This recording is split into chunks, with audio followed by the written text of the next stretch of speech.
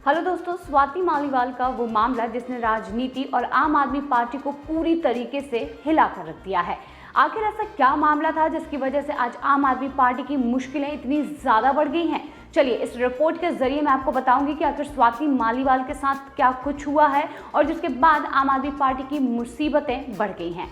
आम आदमी पार्टी की राज्यसभा सांसद स्वाति मालीवाल से दिल्ली के सीएम हाउस में हुए कथित बदसलूकी और मारपीट के मामले में शुक्रवार को कई डेवलपमेंट हुए, जिसके बाद मामला तूल पकड़ता जा रहा है। स्वाति मालीवाल ने सीएम अरविंद केजरीवाल के पीए विभव कुमार पर अभद्रता और मारपीट का संगीन आरोप लगाया है। इसकी एफआईआर भी दर्ज की गई है और इसका एक वीडियो भी शुक्रवार को सामने आया। वीडियो दिल्ली सीएम हाउस का है, जिसके बाद दिल्ली पुलिस शुक्रवार शाम को सीएम अरविंद केजरीवाल के घर पर पहुंची और सीन रिक्रिएट किए गए। इधर आम आदमी पार्टी ने प्रेस कॉन्फ्रेंस कर स्वाति मालीवाल के आरोपों को बेसलेस और कहा है कि काफी ज्यादा बेकार उनके जो बयान हैं, सारी चीजें जो है वो सारी चीजें बेकार हैं और सभी चीजों को बेसलेस बताया और पूरे मामले को बीजेपी की साजिश बताई गई है। दूसरी ओर विभव कुमार ने इस मामले में देर शाम क्रॉस एफआईआर दर्ज की और इस बीच सवाल ये है कि आखिर सीएम केजरीवाल के घर पर किस बात को लेकर ये झगड़ा हुआ। स्वाति मालीवाल और आम आदमी पार्टी का पक्ष है क्या, साथ ही केजरीवाल की चुप्पी के क्या मायने हैं, ये जानना बेहद जरूरी है। सीएम अरविंद केजरीवाल के पीए विभव कुमार के खिलाफ दर्ज एफआईआर के मुताबिक 13 मई की सुबह 9 बजे स्वाति मालीवाल अरविंद केजरीवाल से मिलने उनके सिविल लाइंस स्थित सीएम हाउस पहुंची।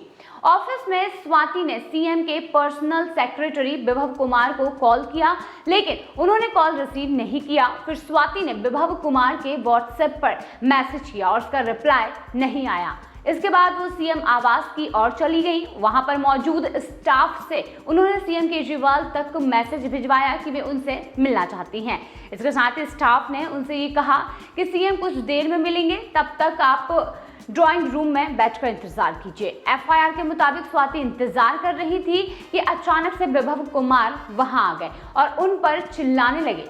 स्वाति का ये आरोप है कि विभव कुमार ने बदसलूकी की है, उन्हें 7 से 8 थप्पड़ मारे, पेट और सीने पर लात मारी और उनका सिर सेंट्रल टेबल पर पटक दिया और इसके साथ ही इस दौरान उनकी शर्ट की बटन खुल गई और वो किस तरह से वहां से खुद को छुड़ाते हुए सोफे पर बैठ गई। फिर 112 डायल किया और कुछ देर बाद लोकल पुलिस और एसएचओ अपनी टीम के साथ सीएम आवास के पास पहुंचे। पुलिस ने यह बताया कि प्रोटोकॉल की वजह से पुलिस सीएम आवास के अंदर नहीं गई। घटना के तीसरे दिन दिल्ली पुलिस की एक टीम ने स्वाति मालीवाल से करीब 4 घंटे तक पूछताछ की और उसके बाद एफआईआर दर्ज की। अब आप ये जानेंगे कि आखिर पुलिस की जो जांच है वो कहां तक पहुंची है। गुरुवार देर रात केस दर्ज होने के तुरंत बाद दिल्ली पुलिस ने जांच के लिए 10 टीमें बनाई और इनमें से 4 टीमें विभव कुमार की लोकेशन का पता कर उसकी गिरफ्तारी में लगी हुई हैं। बाकी 6 टीमें इस मामले से जुड़े सभी सबूतों को खंगाल रही है। गुरुवार रात करीब 11 बजे दिल्ली पुलिस स्वाति मालीवाल को लेकर AIIMS पहुंची थी और जहां पर उनका मेडिकल करवाया गया और इसके बाद शुक्रवार को स्वाति मालीवाल ने 30 हजारी कोर्ट में मजिस्ट्रेट के सामने भी अपना बयान दर्ज करा दिया है। पुलिस अब सीएम आवास में लगे 8 सीसीटीवी कैमरों के फुटेज जुटाने की कोशिश कर रही है।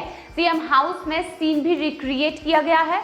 स्वाति मालीवाल का पक्ष जो है वो जानने लायक है। एफआईआर में स्वाति मालीवाल ने ये कहा कि मैंने विभव कुमार से ये कहा कि वह मुझसे इस तरह से बात करना बंद करे और सीएम को फोन करे और उसने कहा कि तू कैसे हमारी बात नहीं मानेगी। उसने मुझे थप्पड़ मारना शुरू कर दिया और उसने कम से कम 7 से 8 बार थप्पड़ मारे और उन्होंने बताया कि वे चिल्लाती रहीं और वे बिल्कुल सदमे में थी और बचाव के लिए उन्हें धकेलने की कोशिश की गई। स्वाति मालीवाल ने ये बताया कि उन्हें काफ़ी ज़्यादा पेन था और उसने खुद ये जो है जिसने ये मारपीट की है यानी कि विभव कुमार ने उनके साथ काफ़ी ज़्यादा बदसलूकी की है। उन्होंने बताया कि कृपया मुझे जाने दें, लेकिन उन्होंने उनकी एक नहीं सुनी और उन्हें खूब मारा। उसने बार बार पूरी ताकत से स्वाति मालीवाल पर हमला किया। वही स्वाति मालीवाल आगे बताती हैं कि मैं कोशिश कर रही थी कि किसी तरह से बाहर निकल जाऊं, फिर मैं ड्राइंग रूम के सोफे पर जाकर बैठ गई। हमले के दौरान मेरा चश्मा नीचे गिर गया था और काफी ज्यादा दिक्कतें हो रही थी। मालीवाल आगे कहती हैं कि वो उन पर काफी ज्यादा बुरी तरीके से झपटा, बुरी तरीके से उनकी शर्ट को ऊपर से खींच लिया, उनकी शर्ट के बटन खुल गए और बेन नीचे गिर गए। वे लगातार मदद के लिए चिल्लाती रही। विभव कुमार नहीं माने और अपने पैरों से उनको काफी ज्यादा पेट पर लात भी मारी और शरीर को नीचे घसीटा और किस तरीके से लात घूंसे मारकर उन पर हमला किया गया। स्वाति मालीवाल वाले मामले में आम आदमी पार्टी नेता और दिल्ली सरकार में मंत्री अतिशी ने प्रेस कॉन्फ्रेंस करके सीएम हाउस का पक्ष रखा। अतिशी ने इस साजिश के पीछे भारतीय जनता पार्टी का हाथ बताया है। अतिशी ने ये कहा है कि स्वाति मालीवाल झूठ बोल रही है। सीएम केजरीवाल के पीए विभव कुमार पर झूठे आरोप लगाए जा रहे हैं। मुख्यमंत्री केजरीवाल घटना वाले दिन वहां पर नहीं थे और इसके साथ ही शराब नीति केस में ईडी ने पहली बार केजरीवाल को यहां पर आरोपी बनाया था। बता देते हैं कि जो चार्जशीट, जो प्रमुख चार्जशीट तैयार हुई थी, इसमें जब केजरीवाल को उन्होंने आरोपी बताया था, उसके बाद से ये पूरा मामला शुरू हुआ है। कहीं ना कहीं स्वाति मालीवाल किसी भी संबंध में उनसे बात करने के लिए गई थी, लेकिन इस तरीके से बदतमीजी करने के बाद आज स्वाति मालीवाल के साथ जो हुआ है वो काफी ज्यादा भयानक है। बताते चलें कि यहाँ पर आगे ये बताया गया है कि मुख्यमंत्री अरविंद केजरीवाल के साथ स्वाति मालीवाल की पहले से कोई मुलाकात तय नहीं थी। स्वाति जिस चोट की बात कर रही है वह कहीं दिख नहीं रही है। अतिशी ने स्वाति पर उनके घर में मौजूद सुरक्षा कर्मियों को धमकाने का भी आरोप लगाया है। उन्होंने ये कहा है कि घटना के वक्त का वीडियो सामने आने के बाद सच्चाई पूरी साफ हो जाएगी। केजरीवाल से परेशान होकर बीजेपी इस प्रकार की साजिशें कर रही है। अतिशी कहती हैं कि बीजेपी ने साजिश के तहत स्वाति मालीवाल को 13 मई की सुबह अरविंद केजरीवाल के आवास पर भेजा और इस साजिश के तहत अरविंद केजरीवाल पर झूठे आरोप लगाना चाहती थी। स्वाति मालीवाल इस साजिश का चेहरा थी। उन्होंने कहा कि बिना सूचना के स्वाति मालीवाल 13 मई को सीएम आवास पर पहुंचे, जबकि सीएम आवास पर नहीं थे। इसीलिए मालीवाल ने विभव पर आरोप लगाए हैं। उन्होंने आगे ये भी कहा कि शिकायत में लगाए गए आरोप झूठे हैं, क्योंकि आज एक वीडियो सामने आया जिसमें कई सच्चाइयां हैं जो सामने आ चुकी हैं। 14 मई को संजय सिंह ने स्वाति मालीवाल का पक्ष लेते हुए बयान दिया था। अब आम आदमी पार्टी कुछ और ही कह रही है। ऐसा क्यों, ये भी जानना बेहद जरूरी है। इस सवाल पर अतिशी ने सफाई दी है कि उन्होंने कहा कि संजय सिंह ने जब मीडिया में घटना को देखा तो उस समय स्वाति से बात की थी और उस समय तक केवल स्वाति का पक्ष था, इसीलिए ऐसा कहा गया था। अब एफआईआर में सारी बातें सामने आई हैं जो कि इस वीडियो में दिख रहा है। वो साबित करता है कि स्वाति मालीवाल झूठ बोल रही हैं। सिर्फ अतिशी ही नहीं बल्कि पूरी आम आदमी पार्टी इस वक्त विभव कुमार के पीछे खड़ी हो गई है। उल्टा इल्जाम स्वाति मालीवाल पर लगा रहे हैं और वो बीजेपी के इशारे पर इस मामले को तूल दे रही है। इन सबके बीच केजरीवाल आखिर क्यों चुप है, जिसे लेकर सवाल उठ रहे हैं।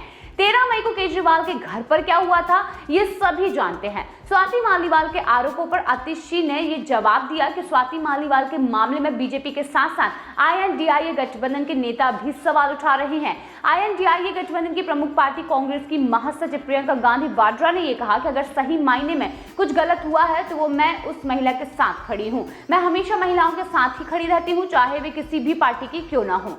साथ ही उन्होंने ये भी कहा कि आम आदमी पार्टी आपस में चर्चा करेगी और निर्णय जरूर लेगी और ये उन पर है। बीजेपी की वरिष्ठ नेता और वित्त मंत्री निर्मला सीतारमण ने भी इस पर अपना बयान दिया है। निर्मला सीतारमण ने कहा कि केजरीवाल की चुप्पी पर जो है कई सवाल उठ रहे हैं। उन्होंने कहा कि केजरीवाल पूरे मामले का स्पष्टीकरण दें और माफी मांगे।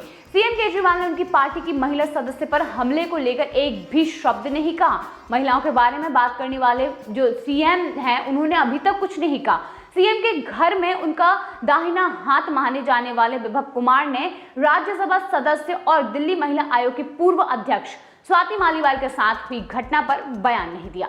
केजरीवाल को सामने आकर यहाँ पर माफी जरूर मांगनी चाहिए। अब आपको बताते हैं कि इस पूरे मामले का जो असर है वो चुनाव पर जरूर होगा, लेकिन चुनाव पर इसका क्या असर होगा ये किसी को नहीं पता। वैसे तो आम आदमी पार्टी के लिए यह घटना उसके लिए नुकसानदेह साबित हो सकती है और इस मामले का असर जाहिर तौर पर दिल्ली, हरियाणा और पंजाब में जरूर देखने को मिलेगा। ऐसे में मामले को माफी पर खत्म करने की कोशिश जरूर की जानी चाहिए। अब यहाँ पर ये देखना होगा कि आम आदमी पार्टी जो है जिस मामले में फंसी हुई है, यानी कि स्वाति मालीवाल का जो केस है वो काफ़ी ज़्यादा यहाँ पर एक तरीके से आम आदमी पार्टी के लिए नेगेटिव माना जा रहा है और ये काफ़ी ज़्यादा पॉजिटिव मामला हो सकता है क्योंकि यहाँ पर महिला का सवाल है।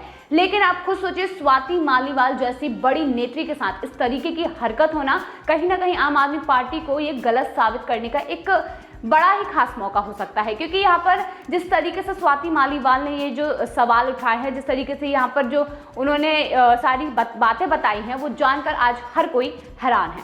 हालांकि आज का ये जो वीडियो था स्वाति मालीवाल के जो भी मामला था उससे जुड़ा हुआ था, इसमें और भी आगे कई ऐसी रिपोर्ट है जो मैं आपको बताना चाहूंगी, लेकिन जैसा जैसा खुलासा होता रहेगा मैं वीडियो लाती रहूंगी। अगर आपको वीडियो पसंद आया हो तो लाइक ज़रूर कीजिए, इसे ज़्यादा से ज़्यादा शेयर कीजिए और चैनल को सब्सक्राइब ज़रूर कीजिए।